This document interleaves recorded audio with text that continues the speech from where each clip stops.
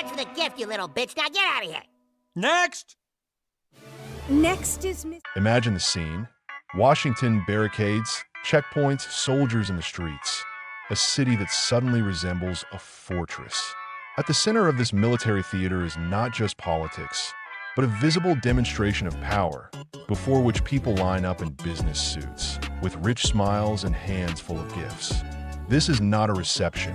It is a ritual of recognition. Billionaires and corporate executives arrive with gifts, like visitors to the king's court, and each brings their own proposal, their own offering, their own small token of loyalty. South Park takes this image by the throat and begins to turn out the details that usually remain behind the scenes that in this part of the satire. The focus is on the image of the ideal corporate leader, Tim Cook. In everyday life, he is associated with polished products, an impeccable brand, and control over details. But here he appears in a different role, not as the master of technological aesthetics, but as a puppet of ritual.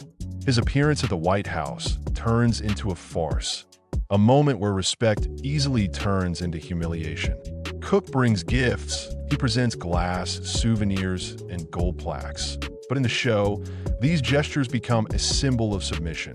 The grandeur of corporations turns into ridiculous worship of political power. South Park's humor cuts not for the sake of laughter, but for the sake of exposing the mechanics of influence.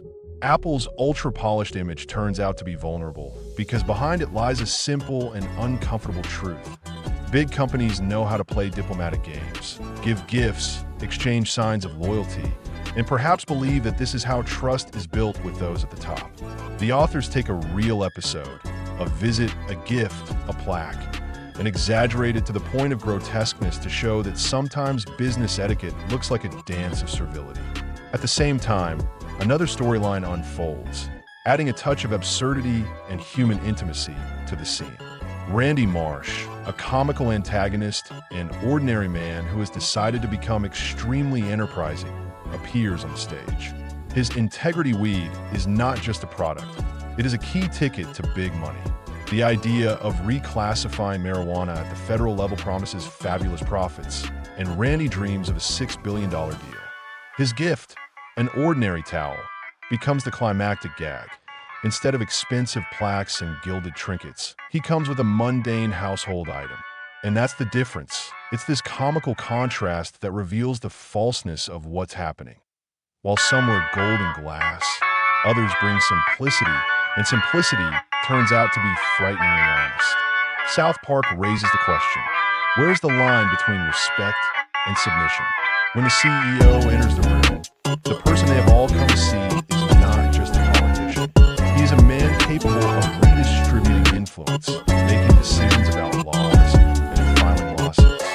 Gifts become currency, not financial, but symbolic. They signify loyalty, a willingness to play by the rules, where power is bought not only with contracts, but also with attention.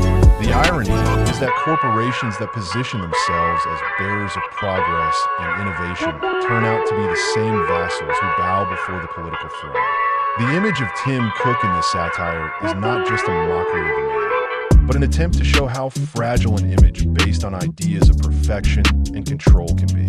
When the brightness of a brand turns into a farce of worship, it looks vulnerable. He is followed by Mark Zuckerberg, a figure who is particularly prone to hyperbole, awkwardness, detachment, robot-like behavior. Everything that was previously the subject of jokes on the internet has now taken on a life of its own. Together, these two images paint a picture in which tech titans become participants in a theater where the main director is not the market, but political power. South Park does not limit itself to simple ridicule.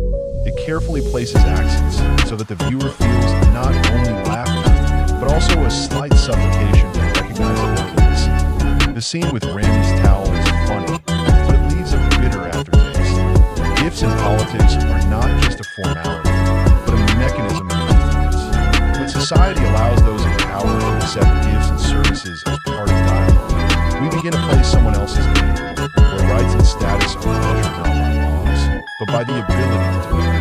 And in the next moment, the show demonstrates how easily rituals become a tool of subjugation, and how the comical can suddenly become frighteningly close to the truth. After the farce with towels and signs, the situation descends into a harsher plane, one where jokes become a mechanism of influence.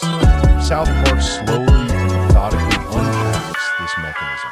We see not only the carnival line of billionaires, but also the long corridors of negotiations, where gifts are not just a courtesy, but a tool capable of opening doors and shaping the agenda.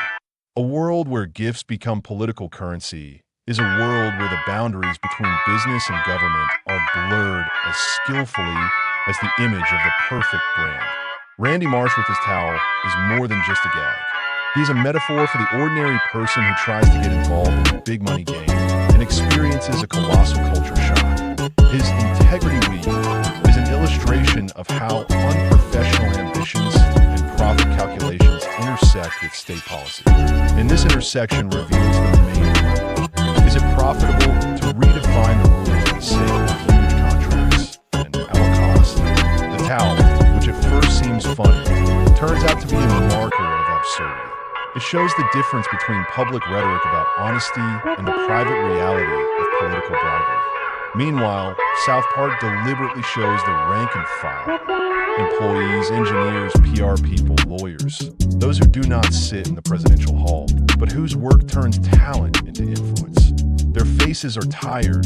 Their conversations are about deadlines and KPIs, not good intentions. They carry out orders from above, edit press releases, and write scripts to maintain the appearance of prosperity. And it is in this everyday life that the tragic comedy manifests itself. The people who create products and technologies find themselves hostage to the very mechanisms that elevated them to the status of geniuses. At the same time, public reaction unfolds in the episode. Social networks are filled with memes, but behind the memes lie serious questions. How legitimate are the relationships between the authorities and corporations if they are accompanied by extravagant gifts and overt displays of authority? Activists and independent journalists begin to dig deeper. References to real events, gifts, and meetings that took place in the past with the aim of building special relationships come alive. And this is no longer just television satire. It is an invitation to examine the real ethics of politics. The corporate response is predictable. Press releases, assurances, promises, and transparency. But the show cleverly points out the hypocrisy of such responses. Verbal concern is easily combined with practices where the interests of big business continue to dictate the rules. South Park shows how easily good intentions are voiced when they're needed to cover up a lucrative deal. This is why viewers are forced to ask themselves, which is more valuable? Ostentatious philanthropy or structural changes that will truly increase accountability and transparency? An important role in this part is played by the emotional storyline of ordinary people, those who feel the consequences of such policies firsthand. We see families worried about the future, workers concerned about safety and working conditions, and developers tired of corporate pressure. South Park does not leave these people on the sidelines. They embody the real concerns of modern society. How to maintain dignity when the system rewards flattery and the external trappings of power. It is through human stories that satirists give weight to the plot. A joke becomes a blow to the conscience, not just entertainment. The growing confrontation takes the form of public hearings, on-air debates, and local protests. The horizon of events is expanding, no longer just salon conversations, but real political initiatives on transparency in relations between business and the state. Lawyers, activists, and some congressmen are putting forward proposals on mandatory reporting of gifts, on a mechanism for independent auditing, and on sanctions for hidden agreements. This is the first attempt to translate the storm of satire into an institutional framework. If honesty and transparency become requirements, then the towel farce no longer seems unpunishable. Nevertheless, resistance remains. Those who benefit from the current model are in no hurry to part with their instruments of influence. Media campaigns, lobbying, economic arguments, all of this is used to quell the debate and criticism. South Park shows this as a natural part of the struggle. Change always comes through the thorns of compromise and clashes of interests. this clash, there are no pure heroes or villains. There are complex, contradictory people. Society awakens from its sweet dream of the ephemeral perfection of brands and sees that beneath the glossy surface lies a network of interdependencies. But awakening is already a step forward. When people start asking, whose interest does this gift protect? The system is forced to change, albeit slowly and reluctantly. South Park leaves us with the feeling that laughter is not just a dead. It is a tool that can awaken criticism and spark a public conversation about who we want to be and what rules we consider normal. The climax comes not with a loud finale, but with a gradual, underlying effect, with those small cracks that appear in the familiar mirror of power. After the noise in the halls and the spicy scenes with towels, society does not return to its former automatic obedience. Questions about gifts, flattery, and private meetings begin to be asked aloud in places where a silent consensus previously reigned. And this changes the rules of the game, not instantly, but steadily. South Park ends its satire not on a triumphant note, but with a scene in which the very idea of power and influence ceases to be exclusively a strong truth for the chosen few. Tim Cook and Mark Zuckerberg, although they remain grotesque figures in the show, continue to rule over giant ecosystems of reality. But after being exposed to caricature, their movements, gifts, and meetings begin to be tracked by journalists, activists, and regulators. Publicity ceases to be a convenient cover. It becomes an instrument of control. Secondary characters, such as Randy, gain unexpected power. His absurd trip to the reception with a towel demonstrates one simple thing. In an era when symbols decide a lot, even a ridiculous gesture can become a mirror of reality. People began to see that sometimes respect is just an exchange of rituals.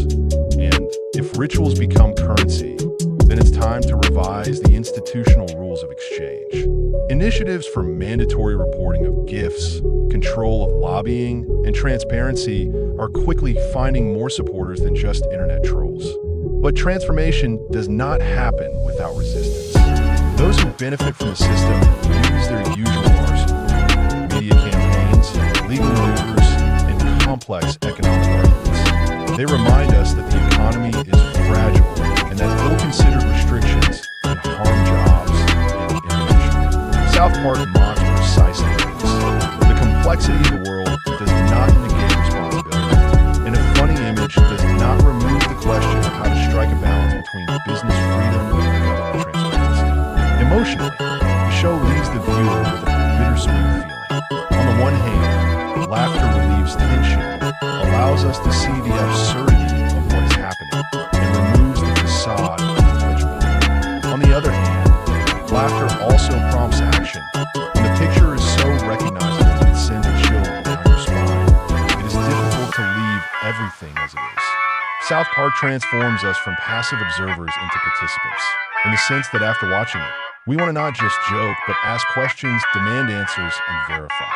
The practical consequences of such a cultural impact are already visible. Public discourse is shifting toward greater transparency.